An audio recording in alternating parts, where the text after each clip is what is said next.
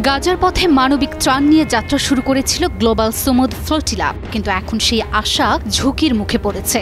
কারণ ফ্লোটিলার পাহারায় আর থাকছে না ইতালির যুদ্ধ জাহাজ, আর তাতে ফ্লোটিলার নিরাপত্তা প্রশ্নবিদ্ধ। এদিকে আজ রাতেই ইসরায়েলি হামলার আশঙ্কায় উত্তপ্ত পরিস্থিতি। ফলে এখন প্রশ্ন উঠেছে, কি ঘটবে ফ্লোটিলার ভাগ্যে? শেষমেশ ক্ষুধার্ত মানুষের দরবারে নৌবহরটি পৌঁছাতে পারবে তো? ইসরায়েলি বর্বরতার চোখ রাঙানিকে উপেক্ষা করে দুঃসাহসিক অভিযানে এগিয়ে চলেছে সুমুদ ফ্লোটিলা। ত্রাণবাহী ছোট ছোট নৌকাগুলো ইতিমধ্যেই পৌঁছে গেছে গাজার কাছাকাছি চরম ঝুঁকিপূর্ণ এলাকায়, যেখান থেকে গাজার দূরত্ব মাত্র 120 নটিক্যাল মাইল। ইতিহাস বলে এই এলাকায় পৌঁছানোর আগেই ফ্লোটিলার উপর বারবার হামলা চালিয়েছে ইসরায়েল। এবার তাই নিরাপত্তার স্বার্থে কিছু নৌকা থেকে শুরু হয়েছে সরাসরি সম্প্রচার। বিশ্ব দেখছে মানবিক সাহস কিভাবে বন্দুকের মুখে দাঁড়িয়ে কথা বলে।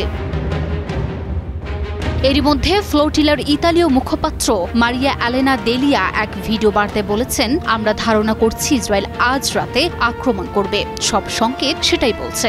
আমি বুঝি নির্মাণের শিল্প, সালাম স্টিল বোঝে ডিউরেবিলিটি। সালাম স্টিল মোস্ট ডিউরেবল স্টিল। তবে জানা গেছে রাতভর এই মানবতার নৌকা বহরগুলো ইসরায়েলি যুদ্ধ জাহাজের হামলার শিকার হয়েছে।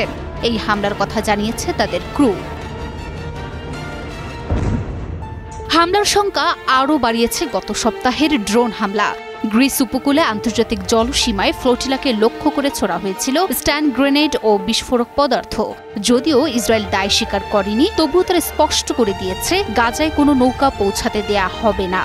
অবরোধকে বৈধ বলে দাবি করে তারা একে দেখছে হামাস বিরোধী যুদ্ধের অংশ হিসেবে।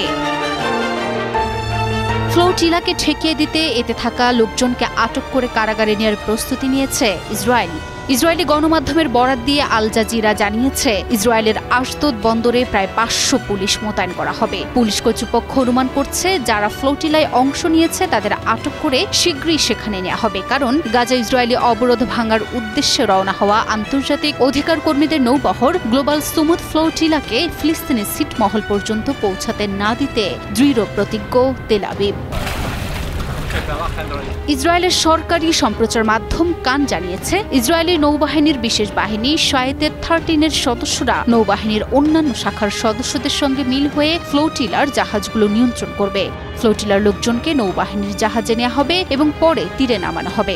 ইসরায়েলে পৌঁছালে তাদের কেজিওত কারাগারে পাঠানো হবে, আর যারা নিজ দেশে প্রত্যাবর্তন মেনে নেবে তাদের নিজ নিজ দেশে ফেরত পাঠানো হবে। এখন ফ্লোটিলার কপালে কি ঘটবে তা সময়ই বলে দেবে।